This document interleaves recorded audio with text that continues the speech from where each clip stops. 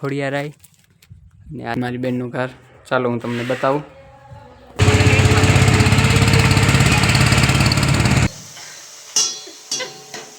કેવા થાય આ છે લગભગ લવંગી.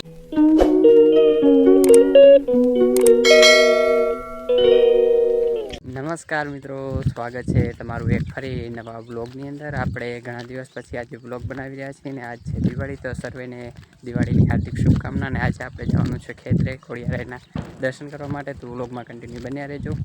અત્યારે હું ખેતરે પહોંચી આવ્યો છું, તો આપણે જઈને માતાજીના દર્શન કરીને પછી આપણે જવાનું છે રાપર. અને રાપર જઈને હું તમને મળું, તો પહેલાં હું તમને બતાવું ખોડિયારાય મંદિર દર્શન કરાવું તમારા બધાને. તો મિત્રો અત્યારે આપણે ખેતરે આવી ગયા છીએ. જો કે વચ્ચે મને રિક્ષા મળી ગઈ હતી ને પછી વ્લોગ બનાવવાનું ભૂલાઈ ગયું, એટલે પછી વ્લોગ ના બનાવ્યો. અત્યારે આપણે ખેતરે આવી ગયા છીએ અને આ છે આપણા ખોડિયારાય અને આ છે ઓટો. આ સાફ કરવાનો છે. આપણે સાફ કરીને પછી અગરબત્તી કરી નારિયેલ વધારીને પછી નીકળી જઈએ આપણે રાપર જવા માટે. મિત્રો આ છે ગણપતિ મહારાજ. આ તો મેં તમને હમણાં બતાવ્યા ખોડિયારાય. ને ઓટો આપણે સાફ કરી નાખ્યો છે. હવે અગરબત્તી અને નારિયેલ આપણે વધારી નાખી અને પછી નીકળી જઈએ રાપર. મિત્રો આપણે ખોડિયારાયના દર્શન કરી લીધા છે ને હવે થોડીક પહેલાં આપણે ખેતરમાં આંટો મારી પછી નીકળી જઈએ રાપર જવા માટે. તો આ છે અમારું ખેતર. એમાં કાકાએ ગુવારો આવ્યો હતો, પણ વરસાદ પછી પડ્યો એટલે કાંઈ ફાયદો નથી ગુવારનો. અત્યારે ગાયો ચરેલી છે. આ છે આપણા ખેતરનો ગેટ. અહીંયા છે ખોડિયારાય. પેલા ખોડિયારાયનું આવે મંદિર ઓટો, પછી આપણું ખેતર આવે. તો અત્યારે ખેતરની અંદર ગાયો ચરેલી છે, તો આપણે અત્યારે આ ગેટ આડો દેવાનો છે. ગેટ ના આડો દઈ તો નીકળી જાય, એના માટે આપણે ગેટ આડો દઈ જશે. તો મિત્રો અત્યારે આપણે ગેટ આડો દઈ દીધો છે. હવે આપણે નીકળી જઈએ રાપર જવા માટે. તો ચાલો રાપર જઈને મળીએ.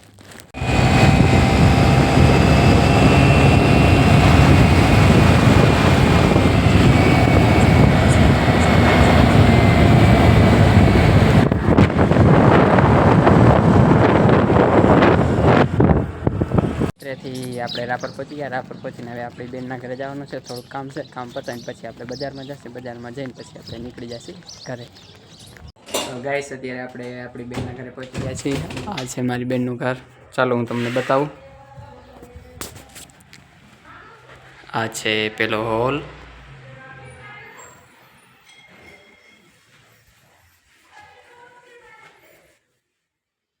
આ છે કિચન. પછી આ છે રૂમ.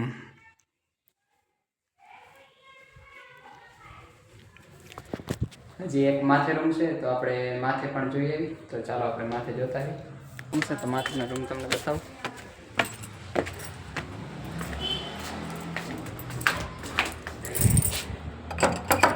માથેના રૂમમાં પહોંચ્યા. નીચેના આપણે હોલ, કિચન અને રૂમ જોઈ લીધો. અને આ છે માથેનો રૂમ.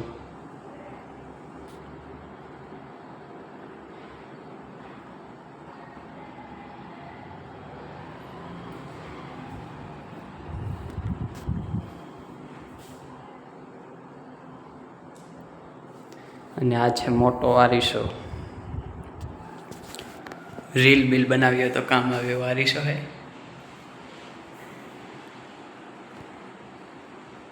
તો ચાલો હવે આપણે જઈએ ધાબા માથે. તો ગાઈસ અત્યારે આપણે ધાબા માથે આવ્યા છીએ, એટલે કે આપણી ભાષામાં છત માથે.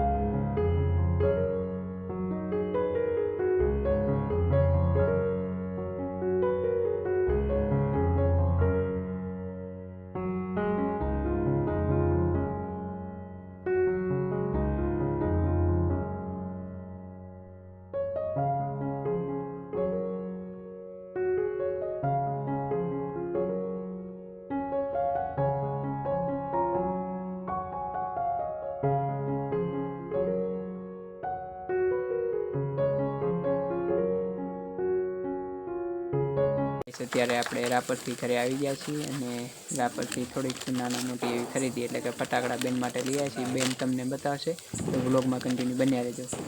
હેલો મિત્રો, કેમ છો બધા? આઈ હોપ કે તમે બધા મજામાં જશો. સ્વાગત છે તમારું ફરીથી એક નવા વિડીયોની અંદર. તો આજે છે દિવાળીની તમે બધાને હાર્દિક શુભકામના. અને અત્યારે ભાઈ આપણા બ્લોગની સ્ટાર્ટિંગ તો કરી નાખી છે ને ભાઈ લાવ્યો છે આપણા માટે ફટાકડા. તો ચાલો આપણે ફટાકડા જોઈએ કે શું શું છે.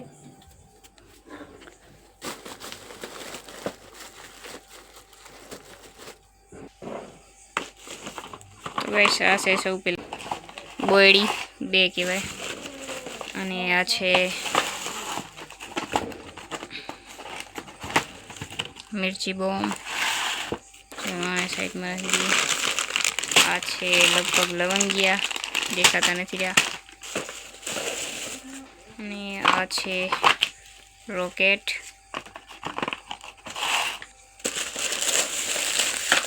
અને આ છે ફૂલજડી.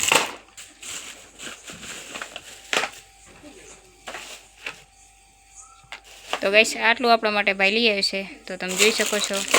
અને ફોડ્યા વાળી તો ખાલી મેં એક જ છું, એ નથી ફોડતો હતો. તો ચાલો હમણાં આપણે ફોડશી તો બ્લોગમાં કન્ટિન્યુ બન્યા રહેજો.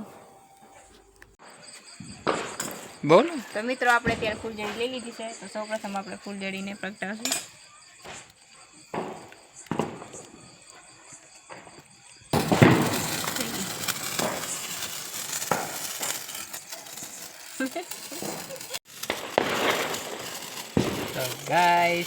તો ગાઈસ આ બંધ થઈ જાય છે ચારી કોઠિયા.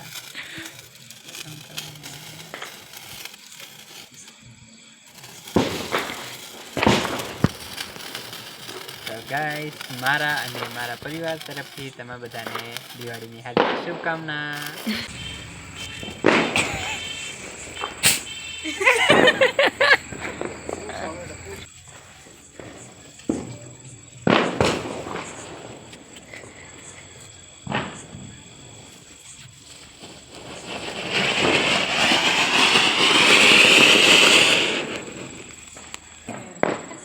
એ થયું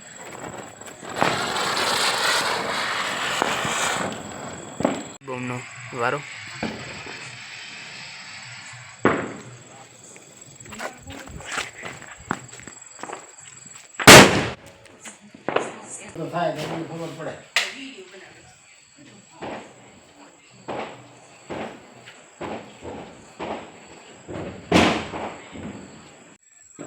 તો મિત્રો આજનો વ્લોગ કેવો લાગ્યો એ કોમેન્ટમાં જણાવજો. નવા હોય તો સબસ્ક્રાઈબ કરી નાખજો. મળીએ પાછા બીજા વ્લોગમાં. ત્યાં સુધી આવજો. જય માતાજી, જય શ્રી કૃષ્ણ.